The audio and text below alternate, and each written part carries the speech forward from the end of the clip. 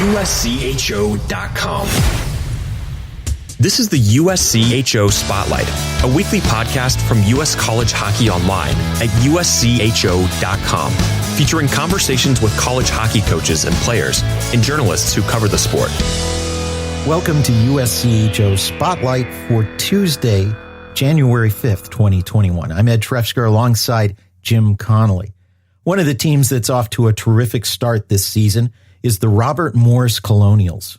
And joining us now on this week's USCHO Spotlight, the head coach of Robert Morris, that's Derek Schooley. Derek, welcome into the show. And before I even get into talking about your team and the success you've had thus far, I just want to say hats off. You guys have played 11 games thus far. And in a year like this, it feels difficult to get 2 games in a weekend. You've gotten 11 so far. How difficult has it been just to get on the ice and play that much to this point? We're very thankful. The first thing I have to say, I'm thankful to Robert Morris. I'm thankful to Atlantic Hockey, where we don't take that for granted. Playing 4 games in 6 days, that was a part of our pregame talk on Sunday was to, don't look at this at 4 games in 6 days as a negative. Look at it as a positive that we're getting a chance to continue to play. There are teams that still haven't played 4 games total, and we're getting to play 4 in a week. So I think our guys have embraced that. Obviously, we had some pause issues early, which have allowed us to continue to play. But, it's not just you that you worry about, it's your opponent.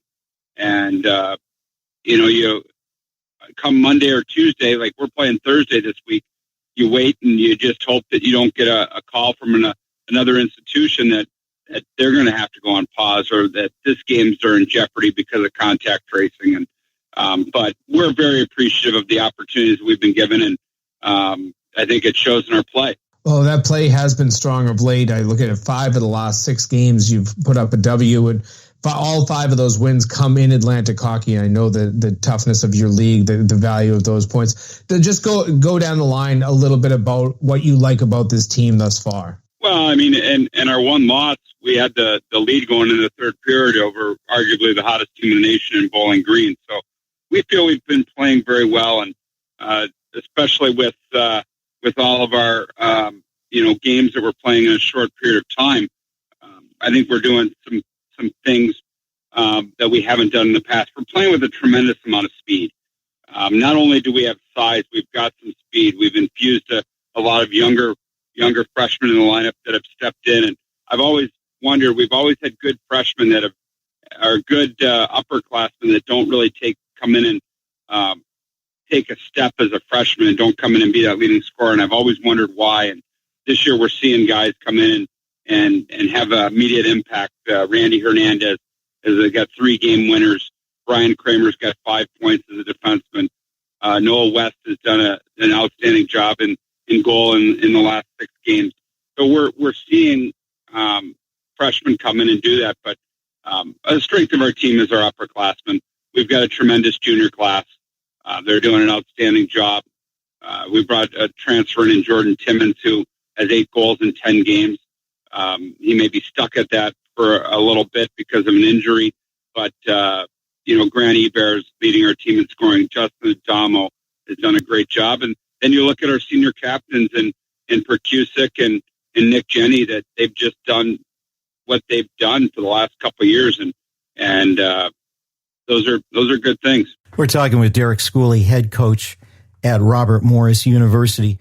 You mentioned the injury to Timmons. That forward line with Justin Adamo and Grant Ebert along with Timmons has been pretty dominant in games I saw live and also ones I've watched on video.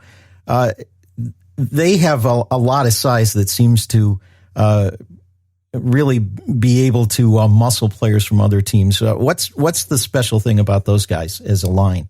Well, they do have size, but they're not perimeter. All three of them have know how to play down low. They've got skill, and they're putting it all together. I'm sitting in the parking lot of the rink here, and I'm watching Jordan Timmons getting a car to go get some X-rays, and hopefully we get good news on those. But it's unfortunate because Jordan had 2 tough years at UConn where he didn't score a goal.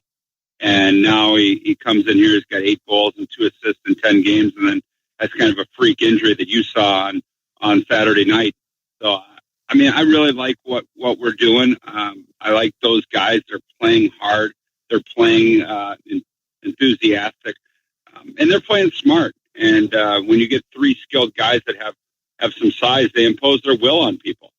And I think they were together. You saw it probably for a period and a half there, Ed, before Jordan got hurt. But they've got the ability to dominate hockey games. And we'll get some people in on the right wing with Grant and Jordan, or Grant and Justin, and hopefully we won't miss a beat. Jordan is a local kid who transferred in, as you mentioned, but you've got a few other players from around the Pittsburgh area. How important is it to get some of that local talent to commit to Robert Morris? Well, we want the best kids from Pittsburgh to stay home and home in Pittsburgh, and we've had some really good ones throughout their careers, and from the South brothers to Jake Coleman last year. You just go down the list of trying to keep the best players home. And right now we've got Roman Kramer, Tyler Love, and then you've got Jordan, who's done an outstanding job. And Brian Kramer I mentioned him earlier. He's from right down the road here in Pittsburgh. So we've got 4 guys that are currently that we feel we want to keep the best players at home. And the funny thing is they always think that, oh gosh, I got to stay in Pittsburgh and play college. But then you talk to their parents and they say they saw them play more when they were in junior hockey. I remember Furman South Senior telling me that he saw Colin and Furman more play more in Boston than he does now that they live in Pittsburgh. And it's home away from home, and they get a chance to play college hockey in their hometown and be a big fish in a small college hockey pond. And you mentioned Furman South. He's gone on to a career as an official. Yeah, he's refereeing in the NHL. And we got another one, Brandon Blandina, both in the same class that are both NHL referees, not linesmen, referees. And that's a testament to them. They found a way to make it in pro hockey, whether it's a referee, coach, player.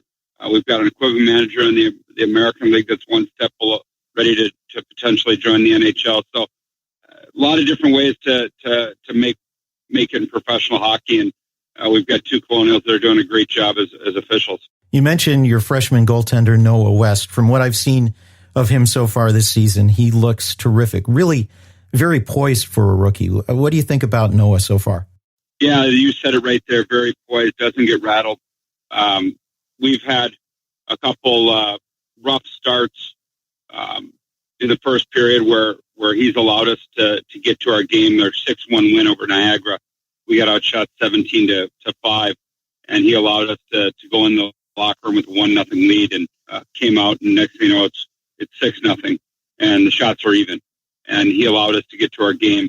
You obviously, Ed, you see in both games, he was pretty good in the first period of both games, and we ended up with leads in those games against RIT. And I thought actually the shots, I thought he was just this weekend he was getting a lot of perimeter in the first period on Saturday, but Sunday I thought he was really tested, and the shots were closer to even. But he's been calm, cool, and he started our last 6 games, and he's 5-1. So you're gonna ride the hot hand while you can. More with Derek Schooley in a moment. This is the USCHO Spotlight, a weekly podcast from US College Hockey Online.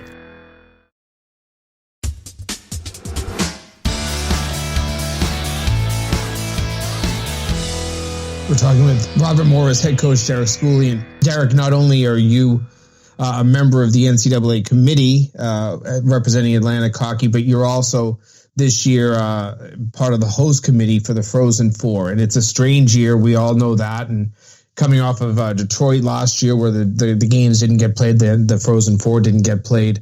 What is the mood like right now as you're kind of approaching and probably putting a lot of planning in for the Frozen Four, hoping that the tournament gets played, but we know that it probably won't be played as a usual, typical big festival weekend as it usually is. Yeah, it's interesting because I've been on the committee 2 years, and obviously one of the two have been canceled. I've got Mike Corbett, my assistant, now that was at Alabama Huntsville for 7 years and 10 years at Air Force before that. He was on the committee with me as well as the WCHA rep. So we've kind of talked a little bit about how things are going to be different as far as the tournament goes. And you really don't know what to expect. I think you take things day by day. And I'm sure that the NCAA is thinking about what they're going to do with hockey now that they've determined the basketball is all going to be played in Indianapolis. And I know we usually don't start getting going with our meetings until after the first of the year. And that one for us starts next Wednesday, and then we start going bi-weekly, and then we start going weekly leading up to the championship. So we'll probably start making some ideas thrown at us and floated at us over the next couple weeks. But I could tell you that the local organizing committee is still going hard and strong. I know they've had a couple meetings. I've tried to not be as involved as I was in our previous hosting days because of being on the committee.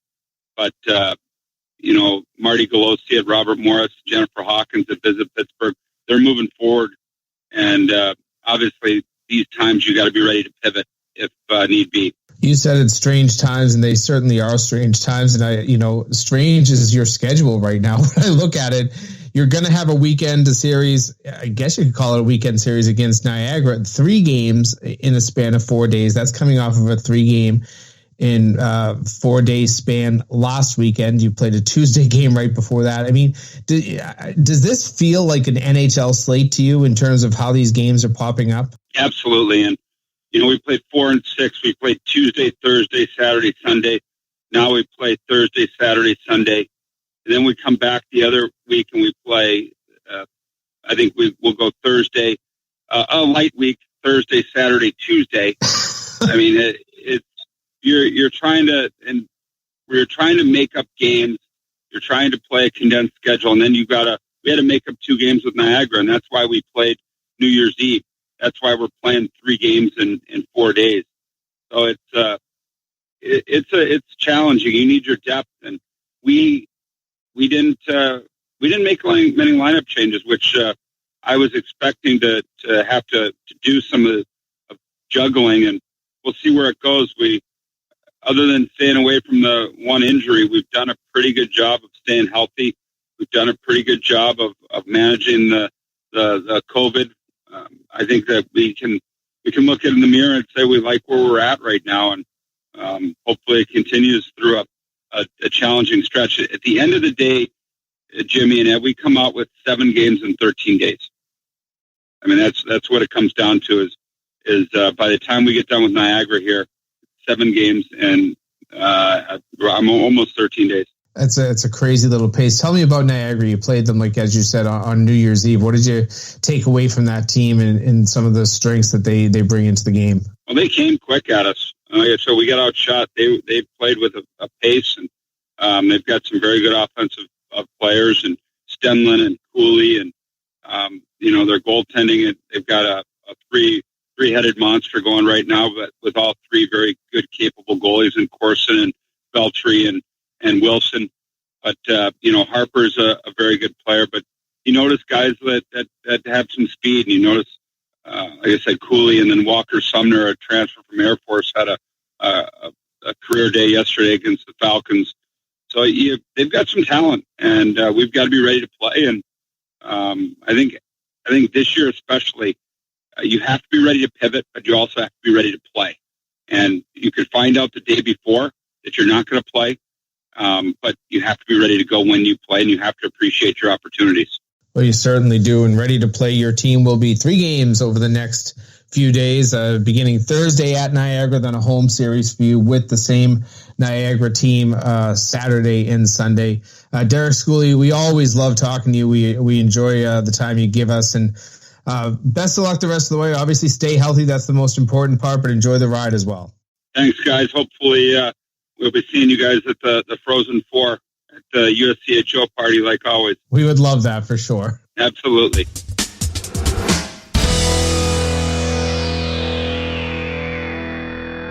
That's Derek Schooley from Robert Morris. Jim, always enjoy talking to Derek, not only about his team, but about things going on with the committee. And I know he's enjoyed being part of that in what has been a really difficult time to be on the men's D1 hockey committee. We didn't get into it with him about selection, but you know, when you have a team like his that's doing so well and maybe another team in his league like American International, you got to think that you need to have some wiggle room to maybe get two teams in from that league. And I know it's going to be a tough decision for the committee to make on criteria and maybe a knockdown, drag-out conversation. I mean, you and I have had the conversation, Ed, in the past on these podcasts.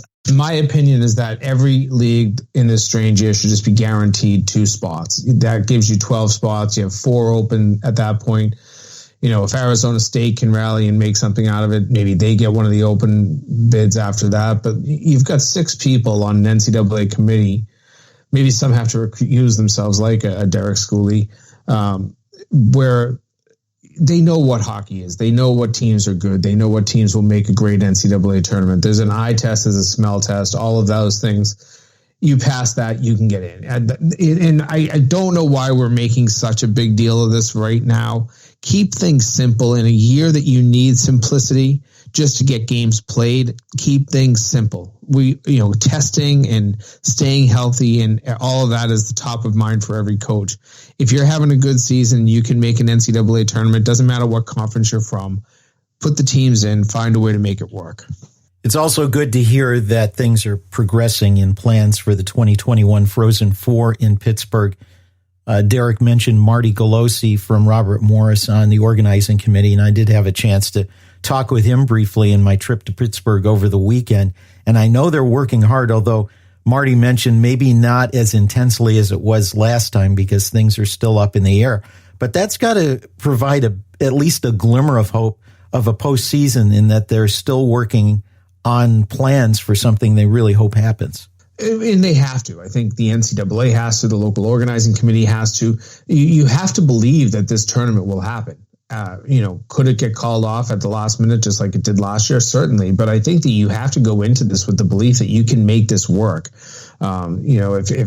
If you can get a basketball tournament that has 68 teams in it pulled off, you can get a hockey tournament with 16 teams. There will be some challenges. Will you need some sort of a bubble? Maybe. I don't know how it'll be done. Could the whole tournament occur in Pittsburgh, similar to how the entire tournament is going to occur in Indiana? In basketball, certainly. But it's good. Yeah, it is good to know that things are moving forward in Pittsburgh. It won't look, and I mentioned it to Derek, I don't think it'll look like a typical Frozen Four. You're not going to have 20,000 fans there. You'll probably have some sort of a limited attendance. There won't probably be the outdoor, festivals that go along with Frozen Four, but if you can get it as close to a sense of normalcy, put the games on television on ESPN like you usually do. As a student athlete, you're still competing for a national championship. We're watching the World Junior Tournament up in Edmonton right now, and the fact that there's no fans in the stands has not taken away the emotion and the pure thrill on the players' faces. You saw Team USA when they beat Finland with a last-minute goal, the excitement of that team. I mean, you're still hockey players. It's still a natural thing to just have great emotion. Fans or no fans, you're still going to have the excitement and the emotion that goes along with hockey. And you also can't underestimate the impact that Robert Morris is having on hockey in the western part of Pennsylvania, on youth hockey in that area. Derek talking about getting players from the Pittsburgh area in there. A couple hours north, you've got Mercyhurst. A couple hours the other way to the east, you've got Penn State. There's kind of a nice nucleus of college hockey building there. I kind of like to see it spread to eastern Pennsylvania, but it's great to hear about Derek trying to bring in players from around Pittsburgh and having success with it. I remember going out to Pittsburgh. I want to say it was in June of 2012 for the NHL draft and talking to Derek Schooley out there. And you didn't feel, maybe I didn't get the sense that it was a college hockey town back then. And Derek was, slowly selling me on the fact that people really love hockey out there, and they certainly do. The Penguins do a great job, and obviously what Mario Lemieux and Jaromir Jagr did through the 80s and 90s in that city is unheard of, and they've brought it back with a guy named Crosby. And that helps. But then you have a school like Robert Morris that has had great success at the national level, has a good ambassador like a Derek Schooley out there as the front face of the program. It has really turned Pittsburgh into a true hockey city that loves every ounce of hockey, whether it is youth hockey, junior hockey, their college hockey program, and then obviously the Pittsburgh Penguins. So you're right. You've got a nucleus out there with Mercyhurst and with Penn State, with Robert Morris, that has created a great field for hockey out in that area. Check out each of our 3 weekly podcasts at USCHO.com/podcasts and subscribe in your favorite podcast app. For Jim Connelly, I'm Ed Trefzger, and we'll catch you next time. This has been the USCHO Spotlight, a production of U.S. College Hockey Online. Visit USCHO.com/podcasts to listen or subscribe.